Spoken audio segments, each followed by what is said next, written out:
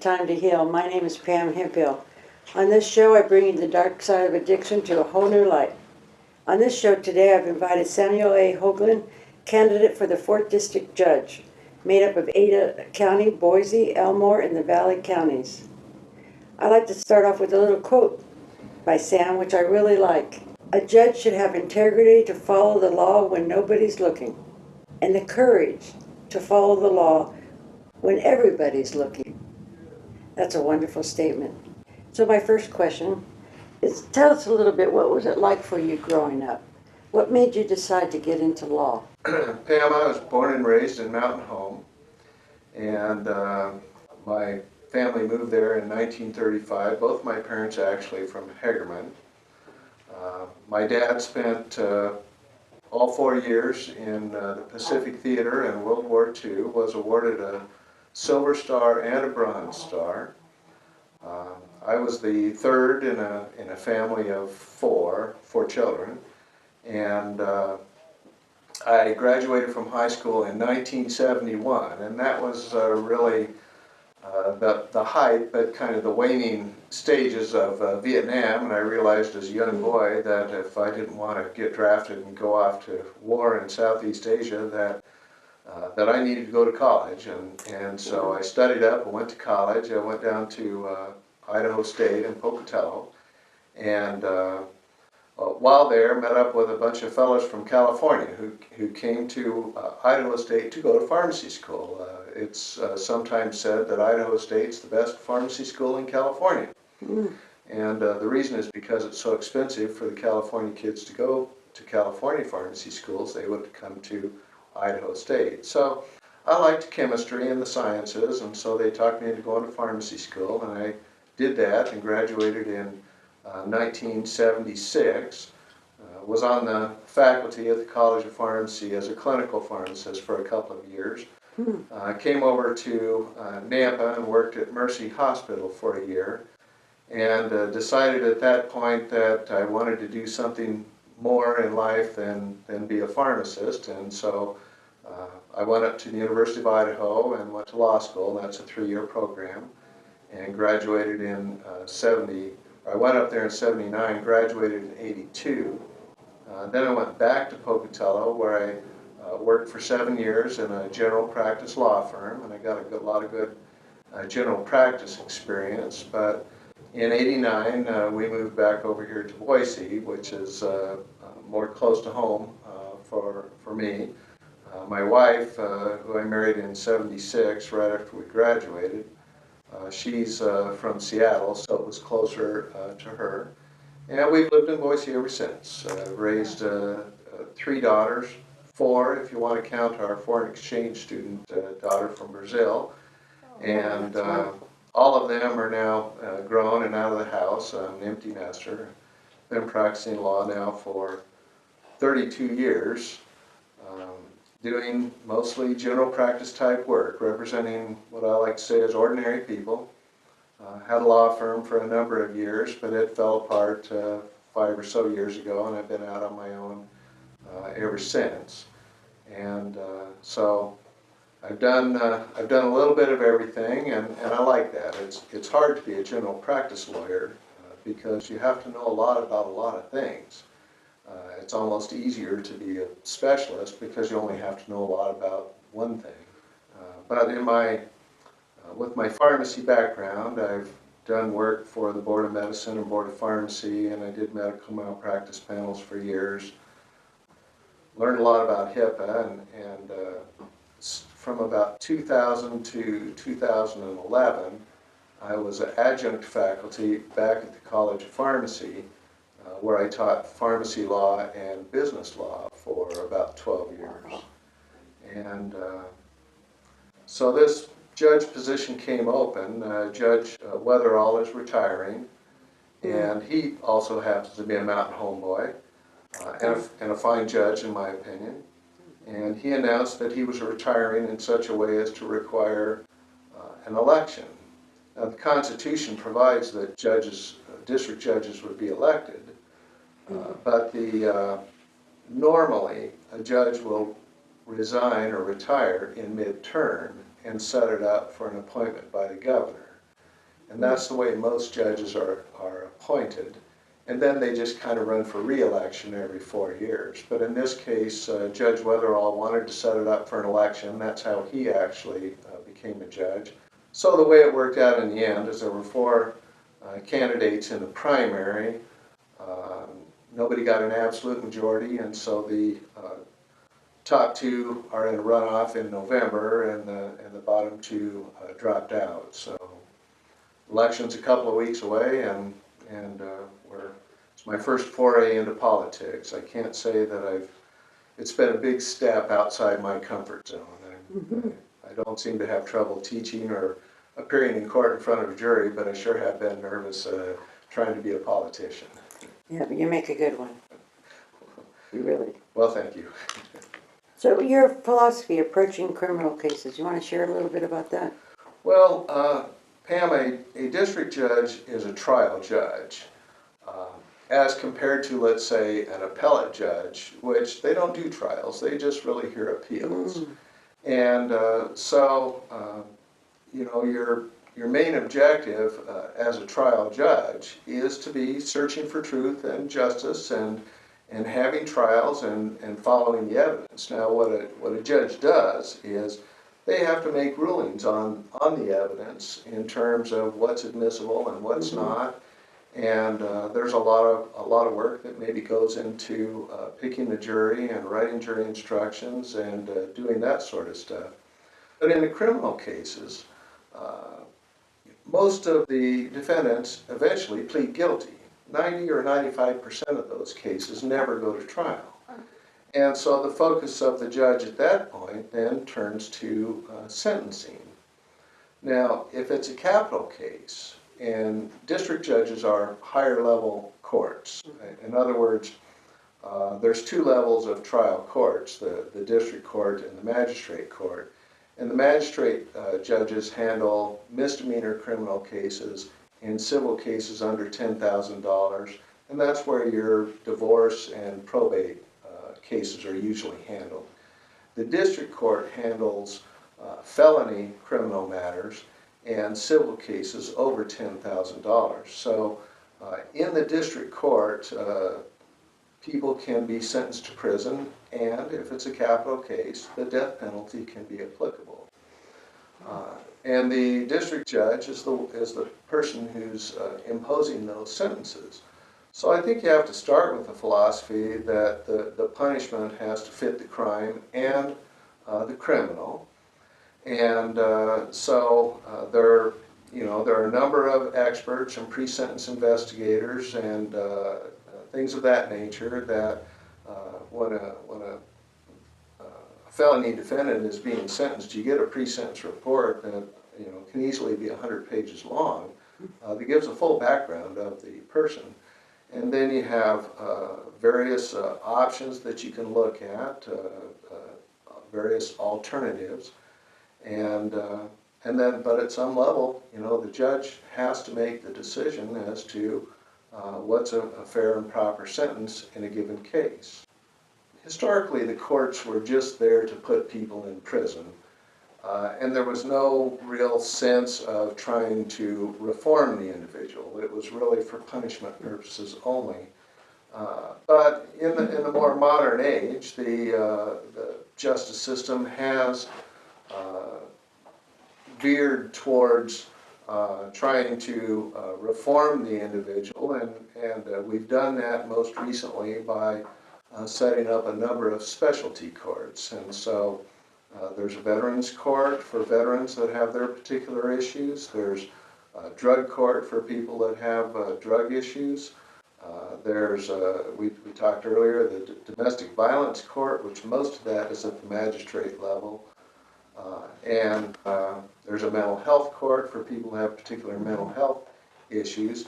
And that's set up with kind of an intense monitoring process where people have to come back into court usually once a week, and they're followed by various experts and probation officer type people to try to get people back on the right track. As you probably know, it can it costs $30 or $40 or $50,000 a year to keep somebody in prison, and that's a huge expense to the taxpayer. At the same time, the recidivism rate is substantial. Like, 2 out of 3 people released from prison on parole end up back in prison. And so the state did pass a significant bill a couple of years ago, the Justice Reinvestment Act, where they set up the system and paid out the money to hire a lot more probation and parole type officers to be able to try to keep people in check and to reduce the recidivism rate. And those are all good things. But the philosophy of a judge, and I think of all the judges, is essentially to try to craft a sentence that is going to both fit the crime the person's charged with, as well as fit the individual who's being charged. It may not work perfectly in every way, and some people are maybe just beyond reform, but somebody who does want to change their ways and get on the right track, I think that the system does or is set up so that it's at least better than it used to be, and hopefully a lot better than it used to be. What I was impressed with is what I read, something you wrote about having a timeline for the cases, but it's more important for you to really take your time with each case. I was really impressed with that. I like that. What that was referring to, Pam, is that the Idaho Supreme Court has issued what are, I guess, what we call our standard timelines or guidelines for how fast cases should move.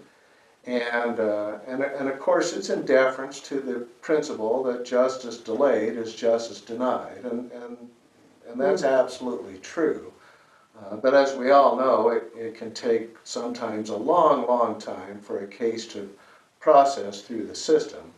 And these guidelines are designed to try to move those cases through faster. And the court had an old set of guidelines, and they've recently, I believe, announced a new set of guidelines that are even more strict. And sometimes trying to push somebody through a system in a timeline situation, I mean, sometimes that just isn't going to work. And I think what I said in that circumstance is that, as far as I'm concerned, it's better to be fair than fast, because we don't want to rush to judgment, and we don't want to rush things through the system. As we all know, when you get in too big of a hurry, you can make mistakes. I was in too big of a hurry the other day and kind of ran over a curb with my car, and I thought I smashed the whole back end of the car, and I was so upset about it. And I called my wife, and she said, "Just settle down." I was kind of late for an appointment, and I was like, I thought I smashed my car. As it turned out, all I did was run over a curb. But that shows your integrity, that these are not just defendants or people there in court with you. These are human beings, and you're considering the community, the law, the person, their families. That's what I like about your approach. Well, I don't think that my approach is especially unique amongst judges, and especially in Idaho. We have a lot of high quality judges, high quality people. And you're one of them. Well, you will be one of them. Maybe someday I'll be one of them. You will be. It would be, it'd be my honor.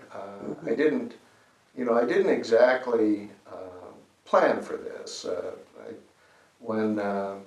After Judge Weatherall made his announcement that he was retiring, I really didn't give much thought to it.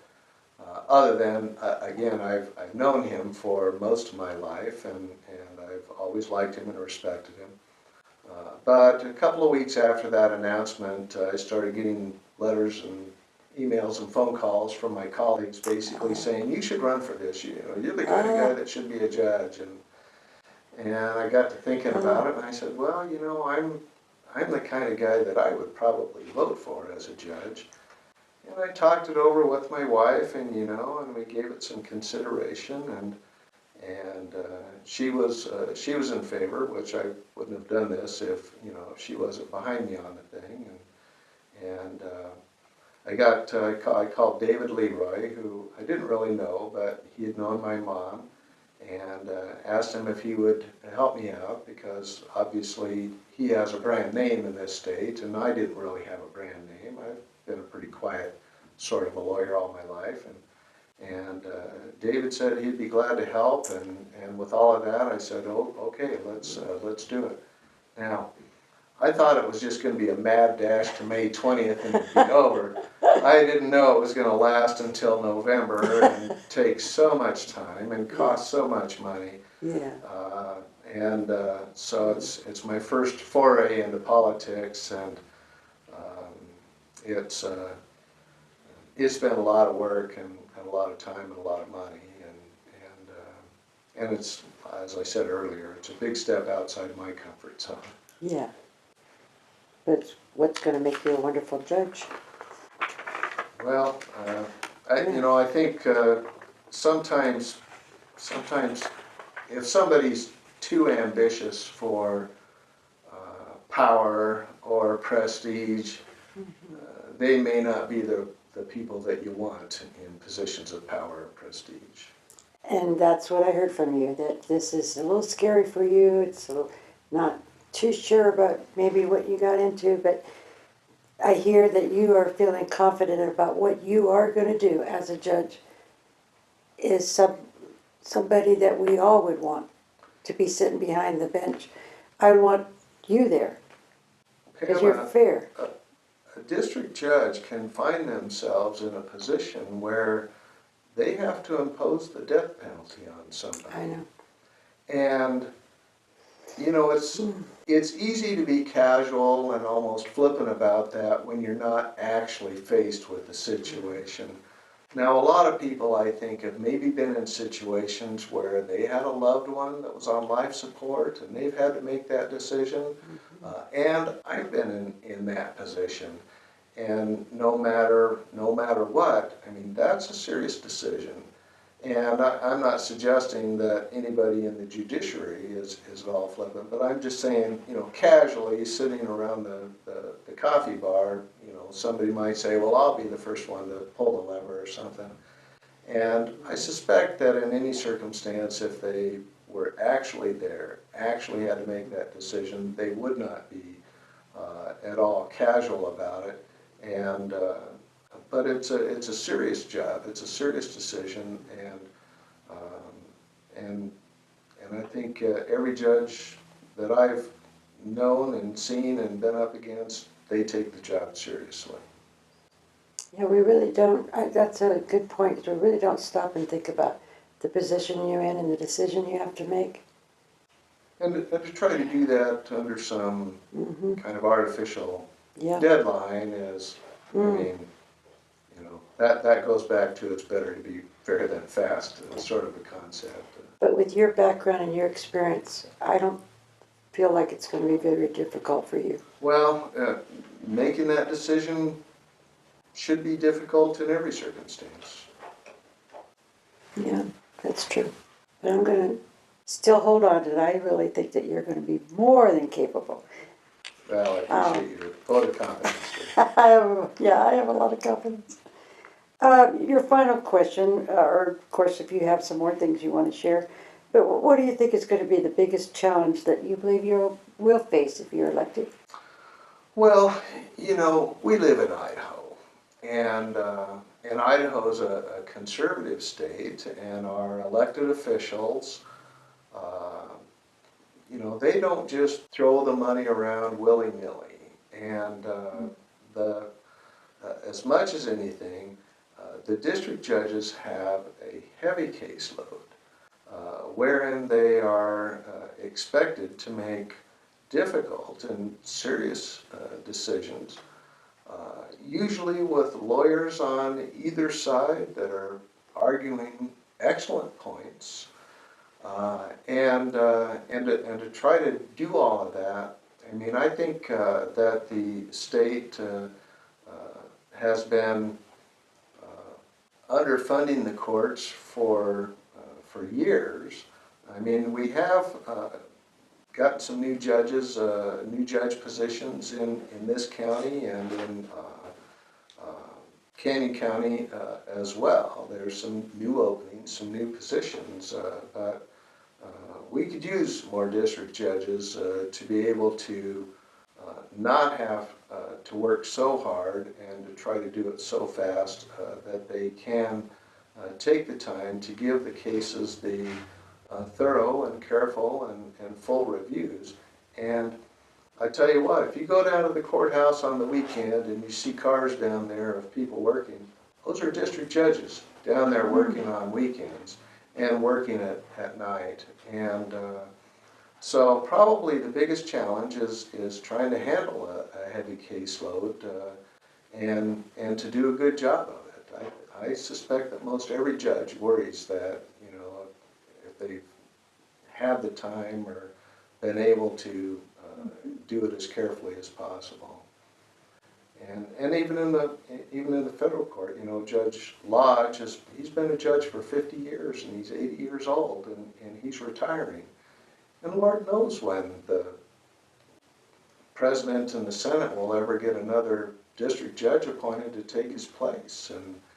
And that's, you know, part of the politics of the system. But it, you know, it takes a long time. Idaho really needs at least 3 federal district judges, and we right now have 2. And when Judge Lodge retires, we'll only have 1. That's a lot of work for Judge Windmill to do over there in the federal courthouse. I can relate to a little bit what you're talking about, because when I first started in the field, they would give us 120 clients. And then the county came in, and of course, then later the state, and made it a law you couldn't have over 35.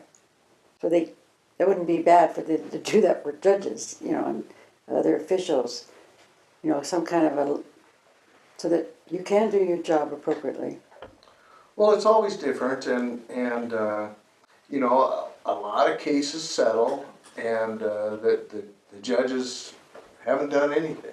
The case gets filed. The lawyers, maybe with or without a mediator, get the case settled, and the case gets dismissed. And so, you know, if 10 cases get filed in your court that week, maybe all 10 of them settle 6 months later, or maybe all 10 of them want to go to trial.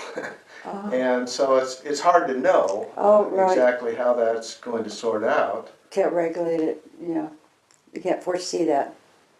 And and you know, and of course the judges are doing, you know, sometimes some pretty big cases. Medical malpractice cases are frequently filed in district court, and you know, those can be huge cases. You were talking earlier a little bit about some gentleman you were trying to help in court. Can you elaborate a little bit on that? Share a little bit about that? I was telling you about a client of mine who's out in the state prison. He's been out there now about 5 years on some methamphetamine charges, and we were out there at a parole hearing trying to get him out on parole. And he's an older fella. I mean, he's 58, so he's about my age.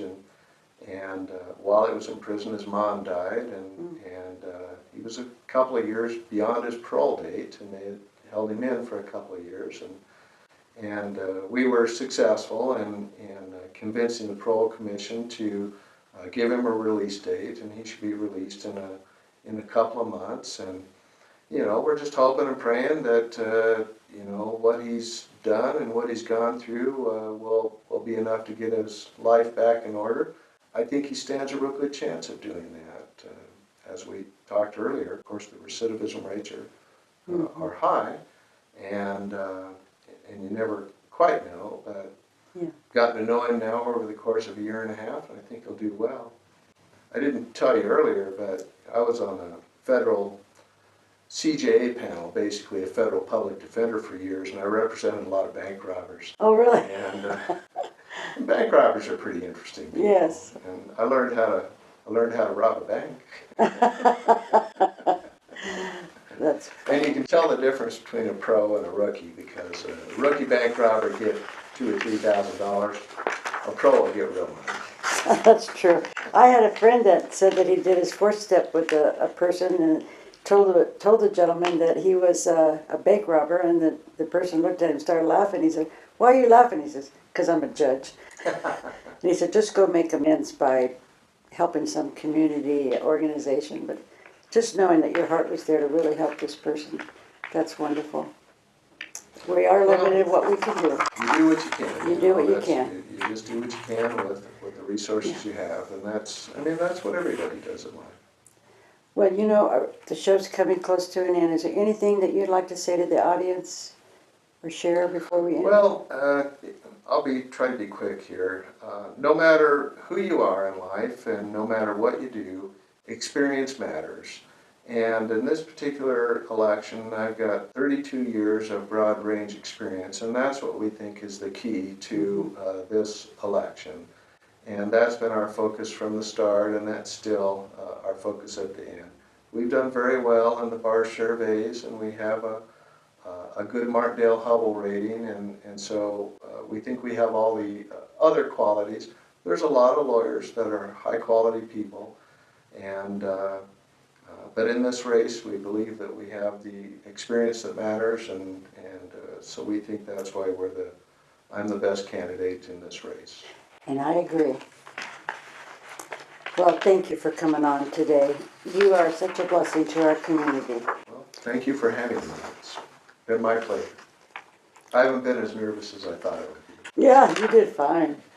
And I want to thank my viewers and my Facebook friends. Thank you for viewing today. I want to end though with a little quote here from Chris Brown, who's an attorney. He stated, his little statement says, "I would trust him with my fate in legal proceedings. I would trust him with my wife, my kids, and my wallet." I like that. They don't seem to make them like him anymore. That is beautiful. I really like that. I hope this show has been informative to you. Try to remember that political and the social gap can be healed when we elect judges with experience, integrity. And for Sam, this is just not his philosophy. This is his way of life. He's honest and he's fair and he's impartial. So I'd like to ask all of you, let's remember all our government officials out there and our public servants. And let's hold them up in prayer. And let's hold this election up in prayer. And last, for all those that I speak to almost on a weekly basis on my Facebook friends who are suffering from addiction, please remember that no matter how hard it seems to get sober or to stop using drugs, it's possible. I haven't drank or used drugs for 35 years. And I'm not alone, as there's thousands of other people who are staying clean and sober, one day at a time, with the help of a higher power. So please, hang in there with me one more day, because your miracle is on its way. Thank you so much. This is just wonderful.